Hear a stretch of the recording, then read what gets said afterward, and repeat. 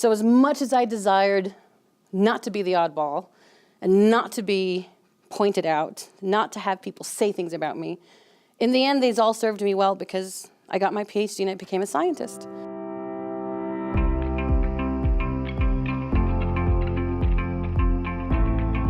I'm using these stories to tell you about how desperately I wanted at that time to fit in, how desperately I wanted to be the same as everybody else. And in the end, it actually was to my benefit that I was different because it got me to where I am today. So I'm going to start with a picture of myself with a couple of friends from my first year in graduate school. And this is Halloween, so I'd been in graduate school a couple of months. I'm the individual dressed in white. I went as a marshmallow. Everybody thought I was a roll of toilet paper. So from the very beginning, people had a different perspective of me than I did of myself. But this is really not the point I'm trying to bring across with this picture. I really wanted to show you the distance between myself and the two young ladies to the side of me. And these were my two closest friends my entire 6 years as a PhD student. My two closest friends. And the amount of space between the two of them and myself is more than a foot. Now, don't get me wrong, these were great young ladies and I couldn't have gotten through grad school without them. And they were my closest friends, but the type of relationship I had with them would never was as close as it was with my friends from high school and college. And this picture kind of epitomizes what my sense was of myself and where I fit in my entire span of graduate school. And it was that I never quite fit in. So I went to graduate school at the University of Virginia. Beautiful place, Blue Ridge Mountains, beautiful fall foliage. But being from El Paso, and I was headed off to grad school, I thought I was moving north. And technically it is north. But as you can see by the map, Charlottesville is almost smack in the middle of the state. And if you look a little over to the right of it, Richmond, Virginia. That was the capital of the Confederacy during the Civil War. Virginia is not the north. It's definitely the south. And so there were two cultures that I was interacting with at the time that I was a grad student. It was the southern culture, which was very warm and very friendly, of the town, but then there was also the northern or northeast culture of the faculty and the students that attended University of Virginia. So this is me working on a microscope, my first year in grad school, and I'll let you figure out what time or what year you think I went to school based on how big my glasses are, because that kind of tells you the decade it was in. But if you see, this is what my colleagues saw. A light-skinned girl with dark hair. They assumed I was Italian. I was like, nope, I'm not Italian. So they thought I was Greek. No, I'm not Greek. I'm like, I'm from Texas. They're like, oh, you can't be from Texas because you don't have the southern drawl. Like, well, I'm not from Houston, I'm from El Paso. And they're like, oh, well, you can't be from El Paso because you don't have a Mexican accent. You know, they had these preconceptions of what I should be, how I should sound, how I should act based on where I came from, but no harm, no foul. I mean, I had the same type of preconceptions about them. But they started and continuously pointed out differences about me and how I was not the same as them. For example, they made fun of the way I talked. They said I had an accent, which I don't hear, but they were particularly harsh when it came to certain words that I mispronounced. For example, one of the main thoroughfares through Charlottesville, Virginia is a road spelled R-I-O. Rio. I didn't say Rio, I said Rio. And apparently it's pronounced Rio. And there were a number of words like that that could have been pronounced with a Spanish accent, but they changed it. And so they felt it was funny because I couldn't pronounce these words properly.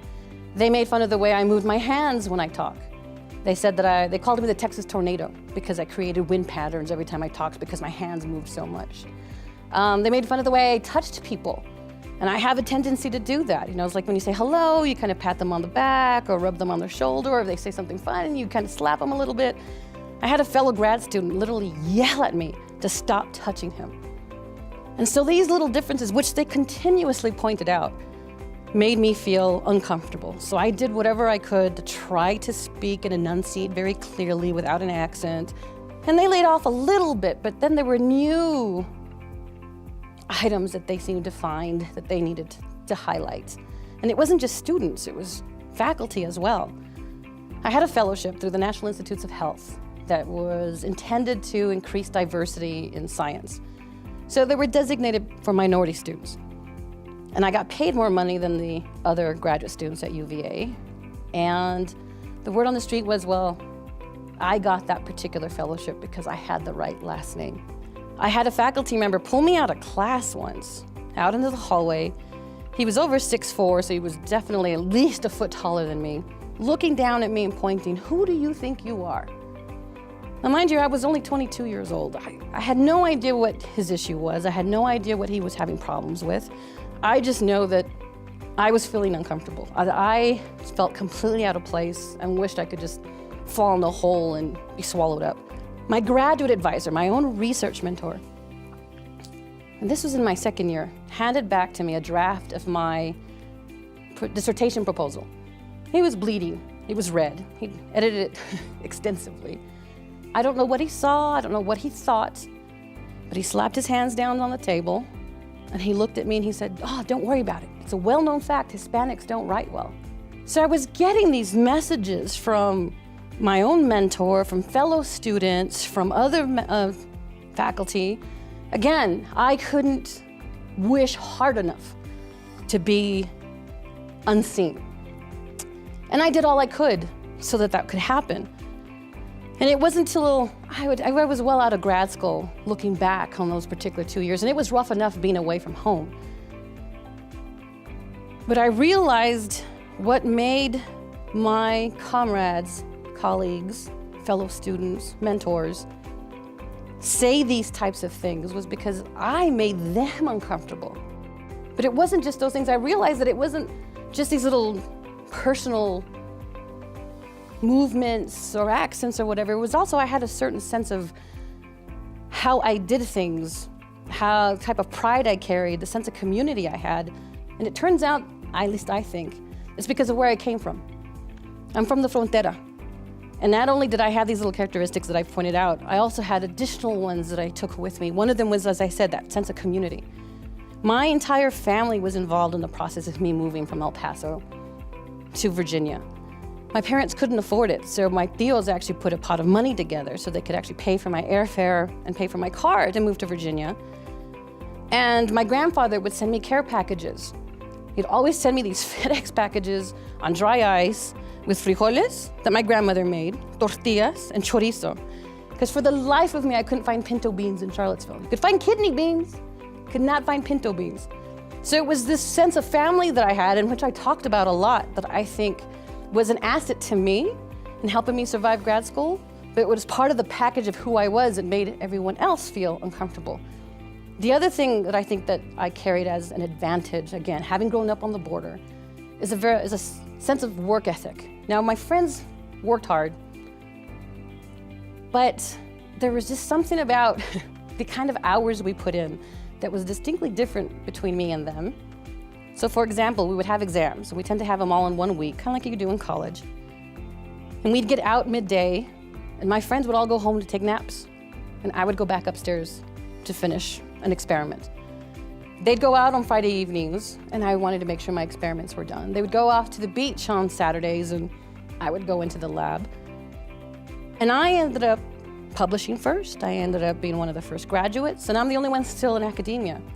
So having been raised on the frontera, having all of these traits, characteristics, features, I think all served a purpose in being advantageous to me.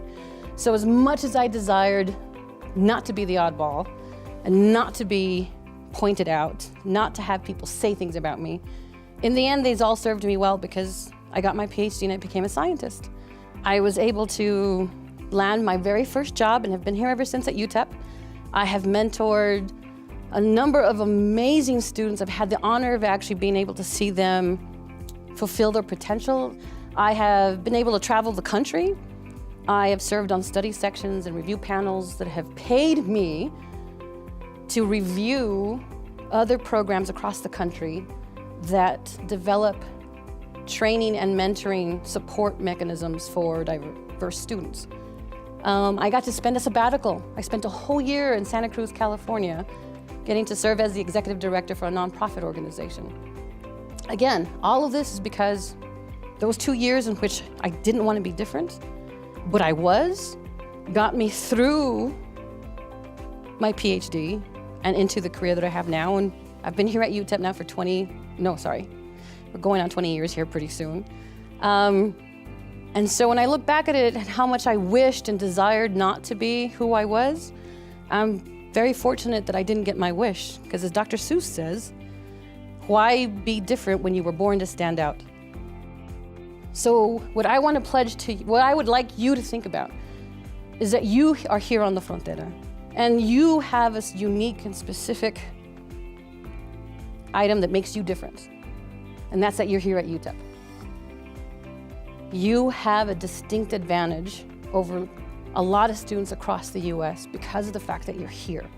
And I want you to take pride in that. And I can say this with all sincerity because I have visited schools across the country and have assessed their specific opportunities that they provide to their students, and it doesn't compare to what we provide to students here. You have an amazing network of peers, of faculty, of support staff that are all here because they're dedicated to your success. And so relish in the fact that you are part of the border community, relish in the fact and take pride in the fact that you're from UTEP, and realize that you are different, but work that difference, because it makes you makes you unique, and it's going to give you the leg up. So that's where I want to close, and thank you very much for your time, and I wish you the best of luck.